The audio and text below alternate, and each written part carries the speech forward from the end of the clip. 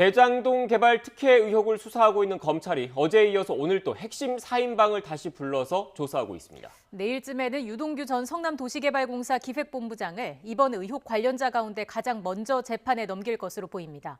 검찰 취재기자 연결하겠습니다. 우철희 기자. 네, 서울중앙지방검찰청입니다. 네, 검찰이 오전부터 대장동 의혹 핵심 4인방을 다시 불러서 조사하고 있다고요. 네, 그렇습니다. 핵심 4인방 유동규 전 성남도시개발공사 기획본부장과 화천대유 대주주 김만배 씨, 그리고 천화동인 4호, 5호 실소유주인 남욱 변호사와 정영학 회계사 이렇게 4명을 뜻하는데요. 검찰은 대장동 의혹 수사를 위한 전담 수사팀을 꾸린 뒤 처음으로 어제 한꺼번에 이들 4명을 소환한 데 이어서 오늘 다시 불러 조사하고 있습니다. 어제는 오후부터 8시간 가까이 조사를 벌였는데 오늘은 오전부터 말 그대로 강도 높은 조사를 벌이고 있는 겁니다. 언론의 출석 모습이 포착된 김만배 씨와 남욱 변호사는 어제와 마찬가지로 오늘도 쏟아지는 질문에 말을 아꼈습니다. 초과이익 환수 조항 삭제 논의하신 적 정말 없으세요? 얼른 가서 조사 잘 받겠습니다. 기획국 얘기도 있는데 한 말씀만 부탁드립니다. 죄송합니다. 유동규 씨 이렇게 뭐 감옥 간다는 것도 이렇게 사전 논의가 있었나요? 들은 게 있나요? 죄송합니다. 오늘 조사도 어제와 마찬가지로 김만배 씨 등으로부터 700억 원을 받기로 약속하는 대가로 화천대유 측의 사업자 선정과 초과이익 환수 조항 삭제 등의 특혜를 줘서 성남시에 막대한 손해를 끼쳤다는 유동규 전 본부장 등의 배임 혐의에 집중될 전망입니다.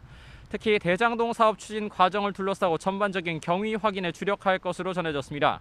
이와 함께 어제는 이루어지지 않은 대질 조사가 오늘은 이루어질지도 관심입니다. 핵심 4인방은 대장동 사업 관여 정도나 뇌물, 정관계 로비 의혹 등 거의 모든 사안에 대해서 서로에게 책임을 떠넘기거나 자신은 모르는 일이라고 부인하고 있기 때문입니다.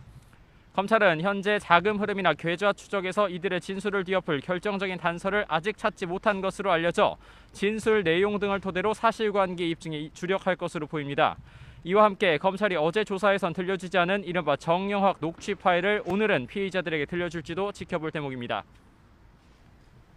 네, 이런 가운데 대장동 의혹에 대한 검찰 수사가 시작된 이후 처음으로 유동규 전 본부장 내일쯤 재판에 넘겨지죠? 네, 유동규 전 본부장은 이미 한 차례 기한이 연장돼서 형사소송법이 정한 20일의 구속기한이 원래 어제까지입니다. 하지만 자신의 구속 여부가 합당한지 다시 한번 판단해달라 이런 구속 적부심사를 법원에 요청하면서 절차에 소요된 기간만큼 구속기한이 이틀 정도 늘어났습니다. 이에 따라 검찰은 막판까지 혐의 사실을 가다듬은 뒤 유 전 본부장을 내일쯤 재판에 넘길 전망입니다. 어제에 이어 오늘 다시 핵심 4인방이 소환된 것도 유 전 본부장 기소를 앞두고 공소장 작성과 혐의 입증을 위한 마지막 절차로 해석됩니다. 유 전 본부장이 기소되면 대장동 의혹으로 재판에 넘겨지는 첫 피고인이 됩니다. 검찰은 다만 김만배 씨 구속영장 재청구 등에 대해서는 상당히 신중을 기하는 모습입니다. 일단 김 씨를 앞으로도 더 소환할 방침으로 알려졌습니다.